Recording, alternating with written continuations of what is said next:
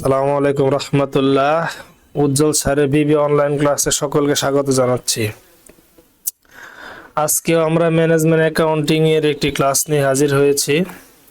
আপনারা জানেন আপনাদের অনার্স তৃতীয় বর্ষের পরীক্ষা চলছে। তো আজকে যে অধ্যায় থেকে একটি অঙ্ক করব, ফ্লেক্সিবল অধ্যায় থেকে, ফ্লেক্সিবল বাজেট অধ্যায় থেকে। এই অধ্যায় থেকে এর আগেও একটি অঙ্ক আমি করেছিলাম। আজকে যে অঙ্কটা নিয়ে কথা বলবো, এই অঙ্কটা মোটামুটি ইম্পর্টেন্ট। তো ইনশাল্লাহ শুরু করি। আমাদের অঙ্কে শুরুটাই পাবে, এ factory is currently working at 50% capacity and produce 20,000 unit at a cost of 200 per unit as below. আমাদের অঙ্কটা দেওয়া আছে 50% ক্যাপাসিটিতে, যার উৎপাদন ক্ষমতা 20,000 এবং 1 ইউনিট উৎপাদন খরচ 200 টাকা। তো এখানে 200 টাকা কিভাবে হয় এটা দেওয়া আছে। Material 80, labour 50, factory overhead 40, administrative 30, এই সবগুলি যোগ করলে 200 টাকা হয়। দ্য সেলিং প্রাইস ইজ 225 টাকা। একটা পণ্যের বিক্রয় মূল্য 225 টাকা। At 60% capacity level, material cost increase by 5% and selling price unit falls 2%. তার মানে 60% ক্যাপাসিটিতে আমাদের ম্যাটেরিয়াল যা আছে তার সাথে 5% বাড়াতে হবে এবং সেলিং প্রাইস যা আছে সেখান থেকে 2% কমাতে হবে। At 80% capacity level, 80% ক্যাপাসিটি লেভেলে ম্যাটেরিয়াল কস্ট বাড়বে 10% এবং সেলিং প্রাইস ফলস মানে কমবে 4%। তাহলে আমাদের অঙ্কের করণীয় প্রিপেয়ার এ ফ্লেক্সিবল বাজেট 50%, 60% এবং 80%, তিনটা লেভেলে করতে বলছে। তো আমরা অঙ্কটা শুরু করি।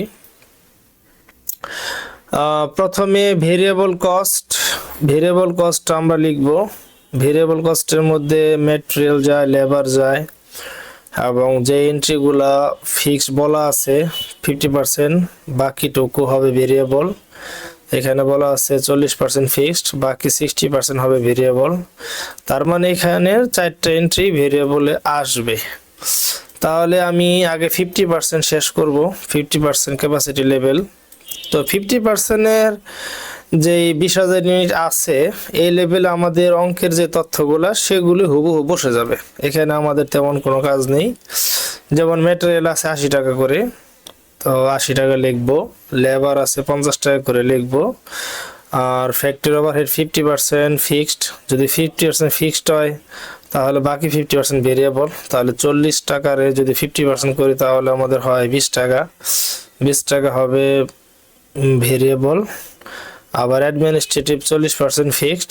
40% যদি ফিক্সড হয় তাহলে 60% ভেরিয়েবল। এই 30 টাকাকে আমি যদি 60% করি তাহলে আমাদের টাকা আসতেছে 18। তো এগুলো লেখার পরে এই 20,000 দিয়ে সবগুলো গুণ দিতে হবে। 80 গুণন 20,000, 50 গুণন 20,000, 20 গুণন 20,000, 18 গুণন 20,000 গুণন দেওয়ার পরে টাকাগুলি আসবে। আসার পরে টোটাল ভেরিয়েবল কস্ট বের হলো। এরপর আমাদের ফিক্সড কস্ট।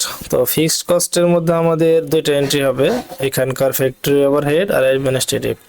তো 50%-এ আমাদের 40 টাকা 50% করে টাকা আসতেছে 20 টাকা। 20 টাকা আমি এখানে বসাবো আর এটা 40% করে 12 টাকা। তো এটা দিয়ে আমি এখন অঙ্কের লেভেল দিয়ে গুণ দিব।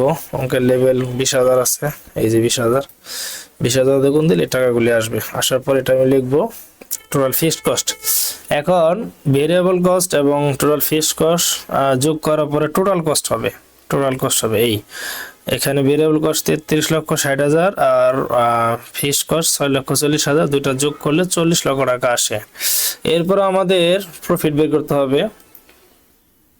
সেলিং প্রাইস দেওয়া আছে 225 টাকা করে, তাহলে 225-এর সাথে আমি 20,000 গুণ দিব। গুণ দিলে আমাদের সেলস বের হবে। এখানে সেলস বের হবে। সেলসটা আমাকে আগে লিখতে হবে। লিখে 40,000 এবং 45,000 যে পার্থক্য এটা আমাদের লাভ হবে। তো আমাদের সেল এখানে বেশি, কস্ট থেকে সেল বেশি, এর জন্য লাভ হবে। কস্ট থেকে যদি সেলসটা কম হতো তাহলে আমাদের এখানে লস হইতো। তো এই হলো আমাদের অঙ্কের 50% লেভেলের কাজ। এরপর আমাদের 60% করতে হবে।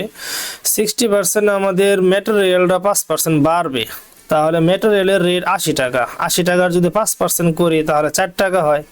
4 টাকা এবং 80 টাকা যোগ করলে 84 টাকা হয়। তাহলে এখানে 84 ধরে করতে হবে, 84 ধরে করব।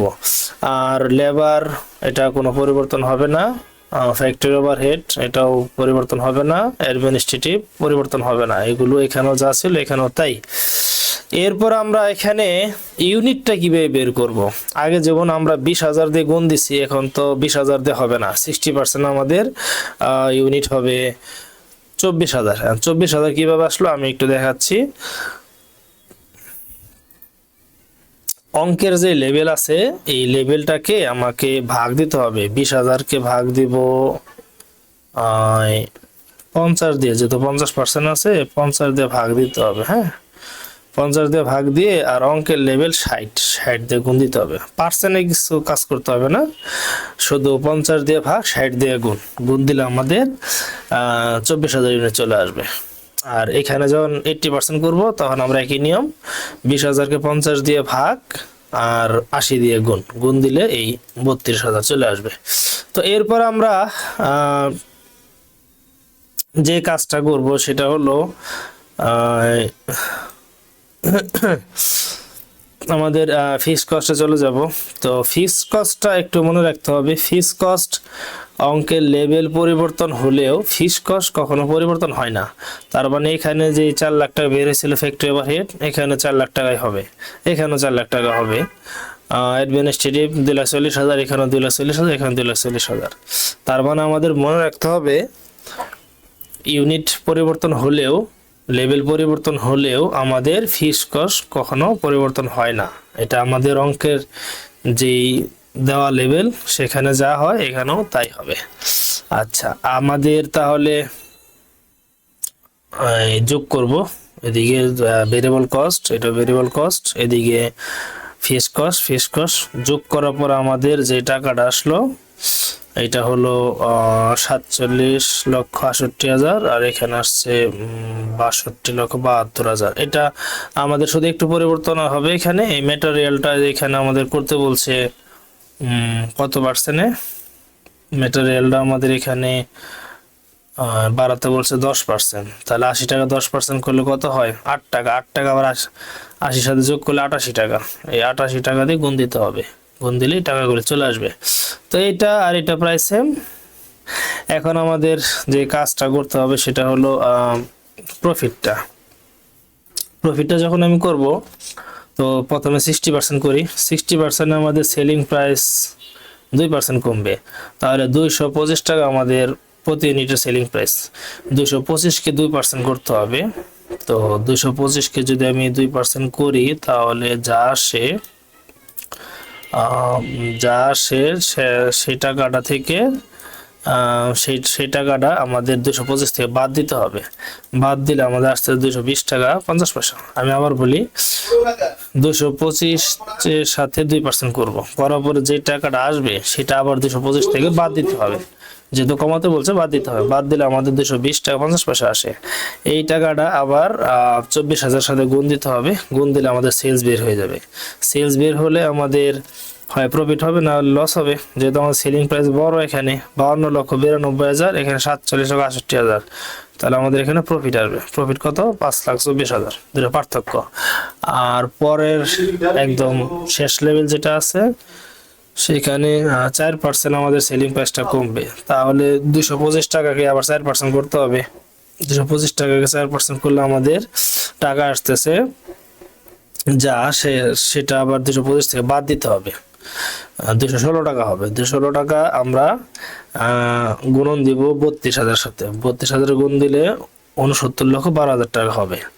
এরপরে এইটা আমাদের এটা থেকে বড়, সেলস বড়, তার মানে আমাদের প্রফিট হবে। তো সবগুলোতেই প্রফিট আসছে। তো এই অঙ্ক হলো অঙ্ক এই অঙ্কটা মোটামুটি আসার মতো, আপনারা যে ডিপার্টমেন্টে থাকেন না কেন। তো ইনশাল্লাহ এই অঙ্কটা ভালো করে করেন, এবং গত ক্লাসে যে একটা অঙ্ক দিয়েছি অঙ্কটাও করেন। তো আশা করা যায় মোটামুটি আপনাদের অঙ্ক দিতে পারবেন। তো ইনশাল্লাহ আগামী কোনো ক্লাসের নতুন কোনো অঙ্ক নিয়ে হাজির হব। সে পর্যন্ত ইনশাল্লাহ ভালো থাকেন।